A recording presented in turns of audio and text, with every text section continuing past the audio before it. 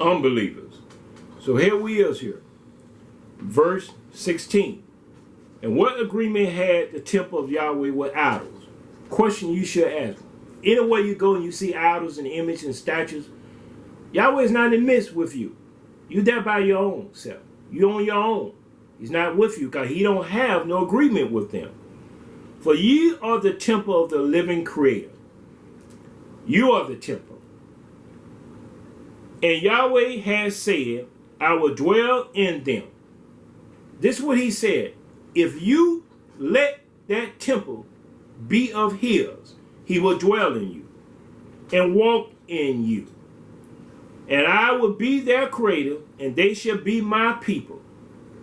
And if you are his people, and you're going to obey his voice, verse 17 says, wherefore come out from among them, just like over in the book of Psalm chapter 1, blessed is the man that not walk in the counsel of the ungodly, nor sit in the seat of the scornful, nor stand in the way of the sinners. He came out from among them. He's not in their way. Wherefore come out from among them, and be you separated, said Yahweh, and touch not their unclean thing. Because wherever you go, you're going to touch and taste and handle their unclean thing. And in Thessalonians, it said, touch not, taste not, and handle not, which shall all perish with the use thereof. So he tells them, don't touch their unclean thing. When you come out, if you don't go in, you won't touch their unclean thing. If you go in among them, you're going to be touching, tasting, and handling their unclean things. When you go in restaurants, hotels, all fast food market and stuff, those are sodomites fixing your food for you. Unclean vessels, abomination, reprobate mind. You're eating out of their hands, not your hands. They're supposed to be clean between you and your Creator. And touch not the unclean things, and I will receive you. Because if you touch him, he ain't going to receive you. You're unclean.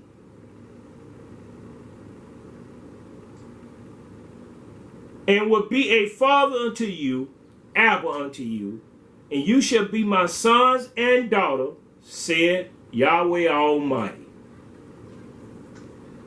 And the reason why you're not his sons and daughters, because you haven't examined yourself and proved yourself in these things that I declare unto you this day.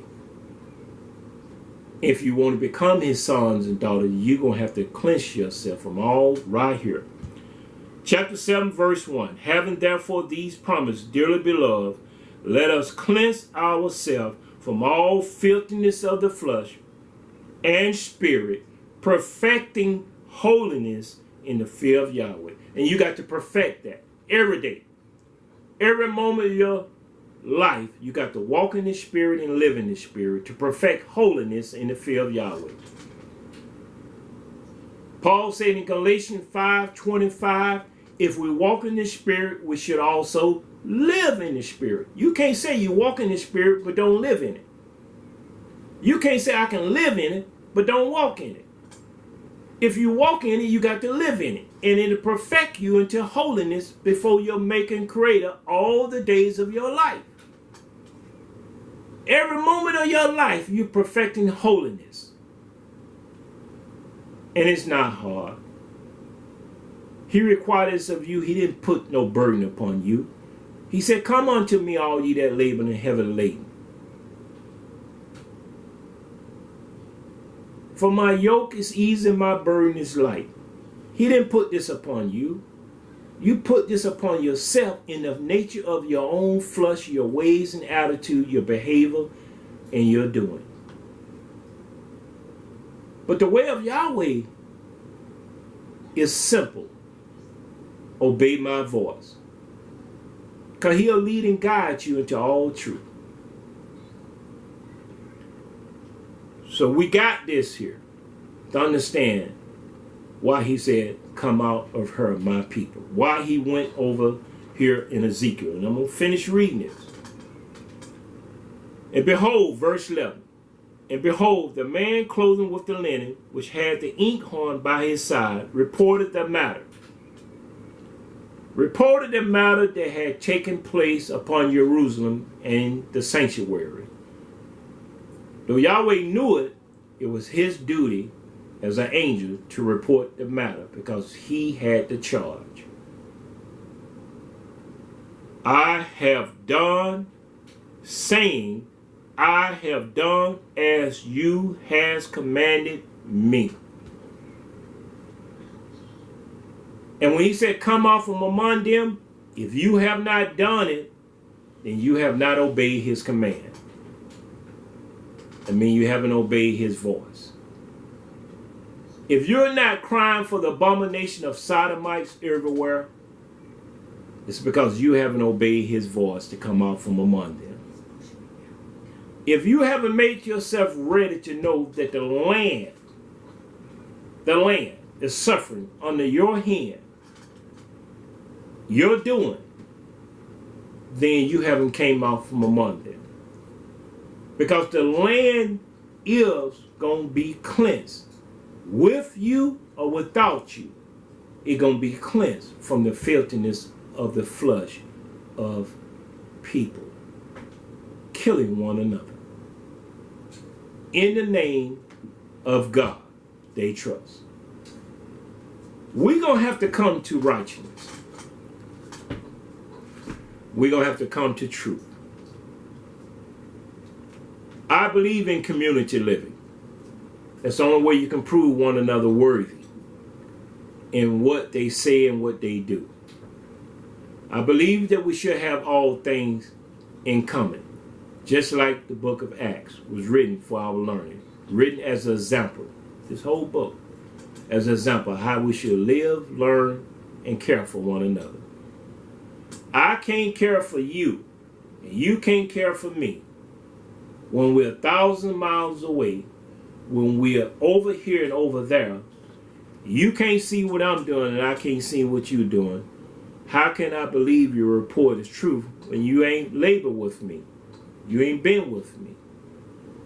And when you with me, you should be with me in this matter right here. 1 Corinthians.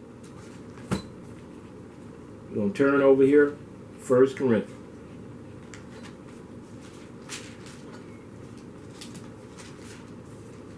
Chapter 1. 1 Corinthians. Chapter 1. Now, many people got an attitude. They're stubborn in their ways. That's not the way of Yahweh. That's the way of the flesh. That's the work of the deeds of the flesh.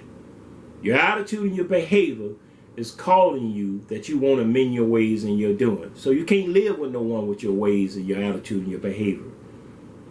Contention. You don't want to be told anything from anybody. You don't want no one to have authority over you in the midst of you. But you keep falling into the pit and snares and the trap of the enemy. You can't get out of it. You're crying to Yahweh. You're lonely in fellowship. And you need help. But you want to mend your ways and you're doing. In the book of Jeremiah chapter 7, he said, they come unto me in this gate, by this way, and they don't amend their ways and their doing. They saying the temple of Yahweh, the temple of Yahweh, the temple of Yahweh is this. But they won't amend their ways and their doing. He said, amend your ways and your doing, your attitude and your behavior, if you're going to come unto me. That's the book of Jeremiah.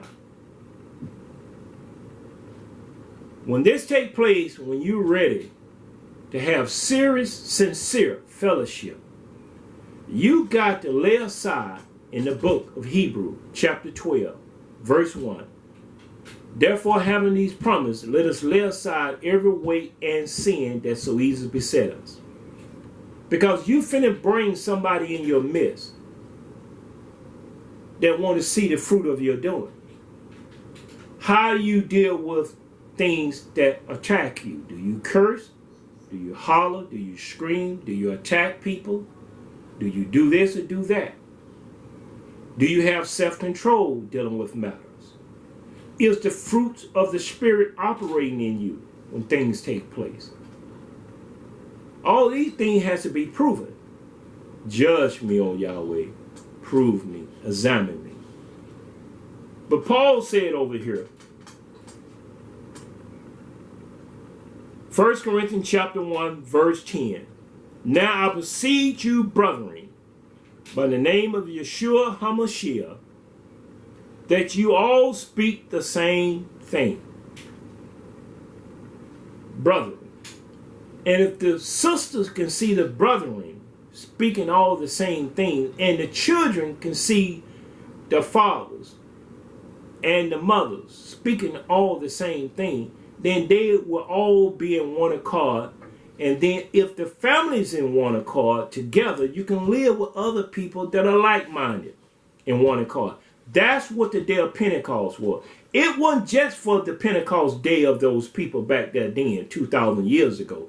It's the day how we gonna need to know how to live among one another. Because the days are evil, as it was in their time. But in their time, they didn't have the robots, a nuclear missile sitting, waiting by to be shot off. There was nothing new under the sun that is taking place with them. They were experiencing those things. They were doing those things. We got to get up and stand for what is right and true. We got to have a standard to know we need each other. We need each other. How can we not understand what Paul is saying here? Now I beseech you, brethren, by the name of Yeshua HaMashiach, that you all speak the same thing, that there be no division among you, but that you be perfectly joined together in the same mind and in the same judgment. That there be no division among you. If you can't get in the same mind and same judgment, there's a division among you. The day of Pentecost, there was no division among them. They came together in the same mind, same spirit, the same judgment. They sold all their possession, laid it down at the apostles and prophets' feet, and distribution was made to all people that was lacking. And there was no one lacking among them. Everybody had all things in common. There was no one lacking among them. There's communities out here today that are making merchandise and label off people that is not of Yahweh. No one has proved themselves in these communities. There's respect of person. Families care stronger for one family than another family. I have seen it and experienced it. I've seen how they have treated one another with the land that they're supposed to have stewardship in, because the land is Yahweh. They're supposed to have stewardship and authority. But the authority that they're ruling in is with the world to be seen of. They got idols and images and altars. They're doing things to oppress the people. The people can't ask the leader that's supposed to be the minister questions concerning their salvation. And if they ask too many questions, the leader take it out on the people. You can ask me questions concerning my salvation from morning to night, and the fruit gonna bear witness unto you that the testimony is true, because I'm an example before you morning and night. I'm an open book. I'm not to become your master, but to serve you, to help you be perfected in the fear of Yahweh all the days of your life. Community was, let the strong bear the infirmities of the weak, and not to please ourselves. To know how to live among one another daily. Daily getting strength from the well of salvation. But when you got people got the mind of individualism, it's mine, I'm going to do what I want to do. I don't want to be with other people because I don't want to live among other people. I got my own house, I got my own land. I'm going to care for myself. That's selfish within your own greed. because you don't want no one to know your ways and your doing, because they're not pleasing in the sight of Yahweh. But you got the money, substance. The other people might have need of. You only share to those that are going to lift you up in pride. They're going to give you good words and fair speeches. You don't know how to help one another with the need that you have. That the kingdom of Yahweh won't suffer violence, and the violent won't take it by force. Because the kingdom of Yahweh is not with observation. The kingdom of Yahweh is within us. And Satan is coming for that is within us. And we have need of our brothers and sisters to know how to help one another, to live among each other. I got this land by the Spirit of Yahweh of a brother helping me. We possessed this land and paid him back what we got from him. And the land is in stewardship, for example, for the believers. We can't house many. We can house few in numbers. But they have to have what they need first of all to sustain themselves, because we don't have that much. What I have been given to me, that's this. The shelter that we got here, I built with my wife helping me. That was it. My son looking by, rejoicing, seeing his Alba and his Emma working, building these things up that had nothing on it and got something on it now. We welcome families that want to serve together according to this, what I just read before you. Make no mistake, I'll read it again. Verse 10. Now I beseech you, brethren, I beg you, brother, I plead with you, brethren. Because if the man got a wife, he should know how to govern his house. If it's a single brother, then he should know how to know who he married to first. And it's Yahweh to share him, so that he don't cover after his neighbor wife. He don't cover after a woman to bring her in just because he's in heat of his body of the flesh and he didn't have self-control, which is temperance, part of the fruit of the Spirit, to control his nature, that he don't go into sin or fornication. A single sister should know who she married to as a chaste virgin.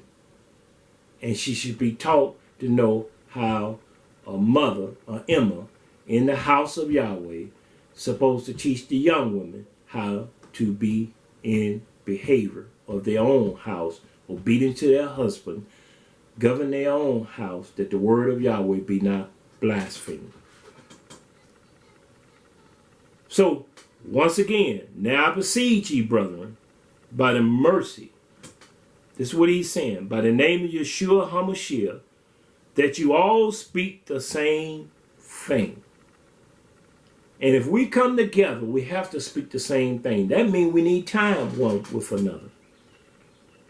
That means we need to be together, breaking bread together, strengthening one another, encouraging one another, to stay sober-minded. Stay sober-minded. Stay in self-control. Worship Yahweh. Have fellowship daily. Work together to build the land so we have an habitation until we're taken. A place to live that we don't pay rent on. If anyone come among us, they're not paying rent. But they have a place because it's Yahweh place. It's a place that's going to be holy and no unclean thing going to pass over it. That means we have no time for division. No time for idols and images. We have no time for deceit, malice, jealousy. We have no time to give place to war with nobody in their flesh. So we will screen anybody that want to come, because we want to know what spirit that we open up to let come in among us. And if it's of the Ruach HaKodesh, the Holy Spirit, come and see. because we have nothing to hide but everything to praise Yahweh for that he has given. I, in myself, in 46 seasons, in serving this ministry, don't know nothing but Yeshua and what he has done for us in this earth by being offered up as a sweet-smelling savor that Yahweh can accept us in his sight, being reconciled back to Abba in the fullness of his goodness, that we can rest in him now while we're in this earth. While we're in this earth. When he takes us from this earth, we have a resting place to be found in him in heavenly places. You have ways to get in touch if you want to get in touch with us. I would delight in that. I'll rejoice in that. But I won't rejoice in iniquity and sin. If you're ready to come out of sin, I will help you every way I can in the ministry of destroying the work of the devil, that you may be set free, because whom the Son set free is free indeed. Yeshua come to set the captives free. And if you're not free, it's because Yeshua has not came yet into you. You've been going into places to trying to get free, but he have not came into you as a man and woman to set you free, because the ministry will set you free. The ministry will give you a foundation that you can stand in the day of the battle, that you can lift up a standard in righteousness and truth and judgment. What else he's saying?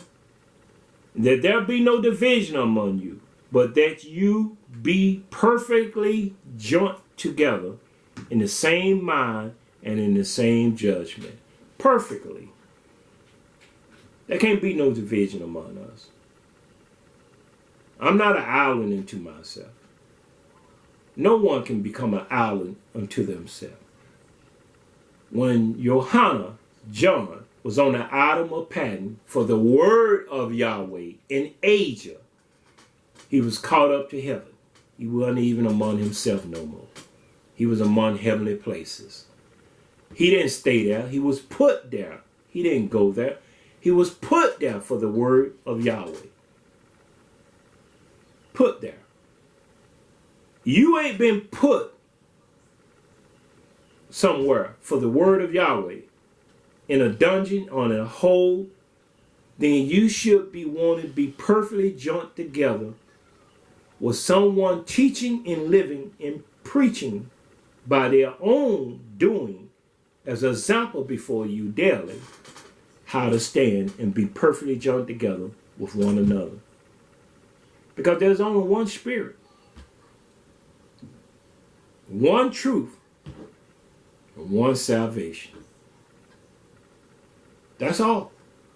And if we don't come through that oneness to be perfectly joined together, then somebody's not examining themselves to see whether they're in the truth or not, except they're being reprobate. Someone is not doing what they're supposed to do to come out from among them. You need help, and you need your art and your hope, your Zakins and your Emma. You need your mothers, your Abbas, your fathers. You need your sisters and brothers of hope and art.